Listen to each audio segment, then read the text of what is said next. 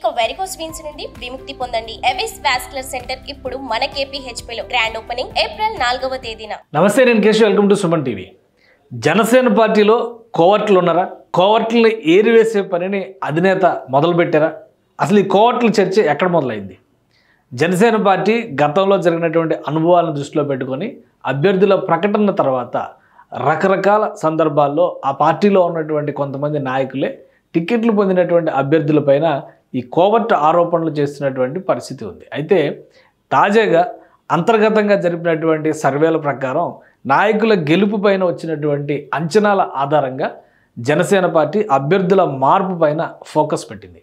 ఈ క్రమంలో చూస్తే అవనిగడ్డ అసెంబ్లీ సీటు ఎవరికి ఇవ్వాలి అనేటువంటి అంశం పైన ఆల్రెడీ పార్టీలో బలంగా ఉన్నటువంటి నాయకులు బండి రామకృష్ణ అలానే వ్యాపారవేత్తగా పార్టీకి అండగా నిలవాలని ప్రయత్నిస్తున్నటువంటి వికృతి శ్రీనివాస్, గత ఎన్నికల్లో అవనిగడ్డ నుంచి పోటీ చేసినటువంటి ముత్తంశెట్టి కృష్ణారావు, ఇలాంటి వారందరినీ పరిశీలించిన తర్వాత గెలవాలంటే పక్క పార్టీ నుంచి నేతను తెచ్చుకోవాల్సిందనేటువంటి కన్క్లూజన్ జనసేన పార్టీ అధినేతకి వచ్చినటువంటి పరిస్థితి.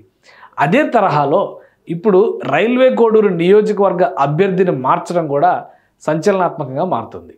అసలు ఏం జరిగింది? ఈ రెండు నియోజకవర్గాల విషయంలో జనసేన పార్టీ అధినేత, జనసేన పార్టీ అధిష్టానం వైఖరి ఎందుకు భిన్నంగా కనిపిస్తున్నటువంటి పరిస్థితి ఉంది? దీన్ని విశ్లేషించేటువంటి ప్రయత్నం చేద్దాం. జనసేన పార్టీ ఈరోజు ఆసక్తికరమైనటువంటి 2 ప్రకటనలు చేసింది. అందులో ఒకటి, కొత్తగా రైల్వే కోడూరు నియోజకవర్గానికి సంబంధించి అభ్యర్థి మార్పు అనేది అయితే దానికంటే ముందర తీసుకున్నటువంటి నిర్ణయం మండలి బుద్ధప్రసాద్కి అవనిగడ్డ సీటు కేటాయిస్తూ చేసినటువంటి ప్రకటన. ఈ ప్రకటన తర్వాత అంతర్గతంగా చాలా చర్చ జరిగినటువంటి పరిస్థితి ఉంది పార్టీలో. అలానే ఈ ప్రకటనలోనే మొదటిసారిగా ఒక లీడ్ కూడా జనసేన పార్టీ ఇచ్చేసింది. ఏంటంటే అవనిగడ్డ అసెంబ్లీ జనసేన అభ్యర్థిగా మండలి బుద్ధప్రసాద్ అనేటువంటి హెడ్డింగ్ పెట్టి రైల్వే కోడూరు అభ్యర్థి మార్పుపై సమాలోచనలు. ఈ హింట్ ఇవ్వడం అనేది పార్టీలో ఒక రోజంతా దుమారం రేపినటువంటి పరిస్థితి. అలానే ఈ అభ్యర్థి ప్రకటనని చేస్తూనే అవనిగడ్డ శాసనసభ స్థానం నుంచి జనసేన పార్టీ అభ్యర్థిగా శ్రీ మండలి బుద్ధప్రసాద్ పేరును పార్టీ అధ్యక్షులు శ్రీ పవన్ కళ్యాణ్ గారు ఖరారు చేశారు. పవన్ కళ్యాణ్ గారు ముఖ్య నేతలతో దీనిపైన చర్చించారు. తదుపరి బుద్ధప్రసాద్ గారి అభ్యర్థిత్వానికి ఆమోదం తెలిపారు. పాలకొండ అసెంబ్లీ స్థానానికి సంబంధించి అభ్యర్థి పేరుపై 2 రోజుల్లో నిర్ణయాన్ని ప్రకటిస్తారు. అభ్యర్థిగా ఎవరు ఉండాలనే అంశం పైన అభిప్రాయ సేకరణ చేస్తూ పార్టీ నేతలతో చర్చిస్తున్నారు. అంటే పార్టీలో ఉన్నటువంటి నాయకుల అభిప్రాయానికి ప్రాధాన్యం ఇస్తున్నారు. అలానే గెలిచే వాళ్ళని సెలెక్ట్ చేశారు. అలానే రైల్వే కోడూరు స్థానానికి ఇప్పటికీ శ్రీ యనమల భాస్కర్రావు పేరును ప్రకటించారు. ఈయన అభ్యర్థిత్వంపై సర్వేల్లో సానుకూలత రాలేదు. మిత్రపక్షమైన తెలుగుదేశం వైపు నుంచి కూడా అనుకూలత లేకపోవడంతో లోతుగా అధ్యయనం చేస్తున్నారు. ఇక్కడ అభ్యర్థిని మార్చాలని నాయకులు తమ అభిప్రాయాలను తెలియజేశారు. కొద్ది గంటల్లో రైల్వే కోడూరు స్థానం అభ్యర్థి మార్పు నిర్ణయం తీసుకుంటారని ఈ ప్రకటన చేశారు. అంటే ఒక కొద్ది సమయంలో తీసుకునేటువంటి నిర్ణయాన్ని ముందుగానే హింట్ ఇవ్వాల్సినటువంటి అవసరం లేదు. అయితే జనసేన పార్టీ ఈ విషయాన్ని చాలా సీరియస్గా తీసుకున్నటువంటి పరిస్థితి. ఆ క్రమంలోనే అభ్యర్థి ప్రకటన మార్పు పైన ఒక హింట్ ఇచ్చారు. ఇందులో తర్వాత కొద్ది గంటల తర్వాత రైల్వే కోడూరు అభ్యర్థిగా అరవ శ్రీధర్ పేరుని ఖరారు చేస్తూ మరొక ప్రకటన జనసేన పార్టీ రిలీజ్ చేసింది.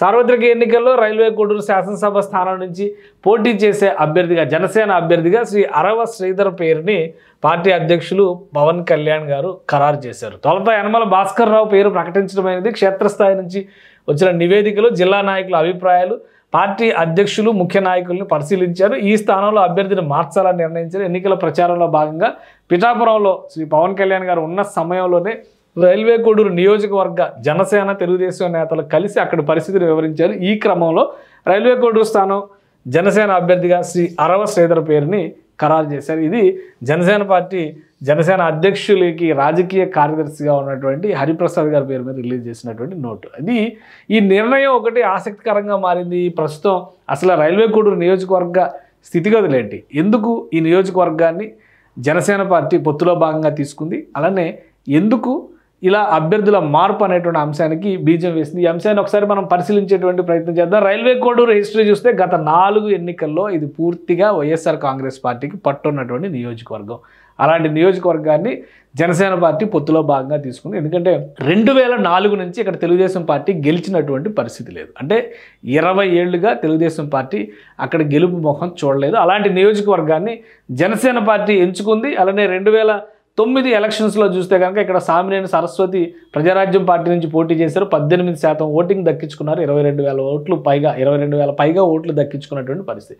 సో అలా చూస్తే ఒకవేళ జనసేన పార్టీకి పట్టున్నటువంటి నియోజకవర్గంగా అంటే సామాజిక వర్గ పరంగా కలిసి వచ్చేటువంటి నియోజకవర్గంగా ఈ నియోజకవర్గాన్ని పరిశీలించి ఉండొచ్చు. 2014లో జరిగినటువంటి లెక్కను చూస్తే కురుమట్ల శ్రీనివాసులు అక్కడి నుంచి 4 సార్లు ఎమ్మెల్యేగా గెలుపొందినటువంటి పరిస్థితి ఉంది. అక్కడ తెలుగుదేశం పార్టీ 2014లో కూటమి అభ్యర్థి కూడా 2,000 ఓట్ల తేడాతో ఓడిపోయినటువంటి పరిస్థితి. సుమారు 1972 ఓట్ల తేడాతో ఇక్కడ రైల్వే కోడూరు నియోజకవర్గంలో ఓటమి పాలేరు, అంటే స్వల్ప మార్జిన్తో ఓడిపోయినటువంటి పరిస్థితి. ఇక 2019 లెక్కలు ఒకసారి మనం చూస్తే కనుక వైఎస్ఆర్సీపీ 34,879 ఓట్ల తేడాతో గెలిచినటువంటి పరిస్థితి. జనసేన పార్టీ విడిగా పోటీ చేసింది.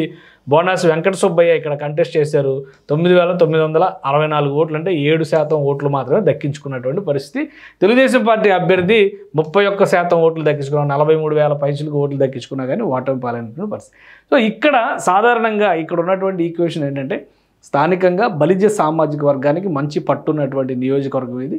కాబట్టి బలిజ అభ్యర్థిని పెడితే కలిసి వస్తుందనేటువంటి అంచనా వేసుకోవడం, ఆ కోణంలోనే రాయలసీమలో తన ఎగ్జిస్టెన్స్ కోసం జనసేన పార్టీ కొన్ని నియోజకవర్గాలను ఎంచుకుంది. అందులో భాగంగా రైల్వే కోడూరుని కూడా తీసుకుంది. ఈ క్రమంలో ఇక్కడ ఇద్దరు అభ్యర్థిత్వాలను పరిశీలించినటువంటి పరిస్థితి. ఆ తర్వాత అభ్యర్థిగా యనమల భాస్కర్ రావును ప్రకటించారు. ఆయన టాటా కన్సల్టెన్సీలో ఒక అత్యున్నత స్థానంలో పనిచేస్తున్నటువంటి పిహెచ్డి డాక్టరేట్ పొందినటువంటి స్కాలర్ ఆయన. ఆ వ్యక్తికి మొదట టికెట్ అనౌన్స్ చేశారు. అయితే స్థానికంగా వచ్చినటువంటి వ్యతిరేకత ప్రధానమైనటువంటి కారణం ఈయనకి పెద్దిరెడ్డి రామచంద్రారెడ్డి కుటుంబంతో సంబంధ బాంధవ్యాలు ఉన్నాయనేటువంటి అభిప్రాయం. అలానే ఆయన శిష్యుడిగా ఈయన ఎప్పటికైనా కానీ పార్టీ సమాచారాన్ని బయటికి లీక్ చేసే అవకాశం ఉంది, కోవర్ట్గా వ్యవహరిస్తారనేటువంటి ఆరోపణలు ప్రత్యర్థి వర్గం చేసినటువంటి పరిస్థితి. వీటన్నిటినీ పరిశీలించిన తర్వాత ఫైనల్గా అభ్యర్థి మార్చాలనేటువంటి కన్క్లూజన్కి పవన్ కళ్యాణ్ వచ్చారు. అదే క్రమంలో కొత్తగా అభ్యర్థిగా అరవ శ్రీధర్ని ప్రకటించారు. అరవ శ్రీధర్ కూడా కేవలం 3 రోజుల క్రితం పిఠాపురంలో జనసేన పార్టీలో చేరినటువంటి నాయకుడు. అలానే తెలుగుదేశం నుంచి ఇతర పార్టీ అంటే బీజేపీ నుంచి కూడా ఇక్కడ సమర్థన లభించేటువంటి అవకాశం ఉంది అనేటువంటి ఆలోచనతోనే పవన్ కళ్యాణ్ ఈ నిర్ణయం తీసుకున్నట్టుగా చెప్తున్నారు. అదే క్రమంలో రైల్వే కోడూరు నియోజకవర్గంలో ఇంకా క్యాంపెయిన్ స్టార్ట్ చేయనటువంటి పరిస్థితి ఉంది. కాబట్టి ఇప్పుడే అభ్యర్థిని మార్చడం శ్రేయస్కరం అనేటువంటి సంకేతాలు వచ్చినట్టుగా తెలుస్తుంది.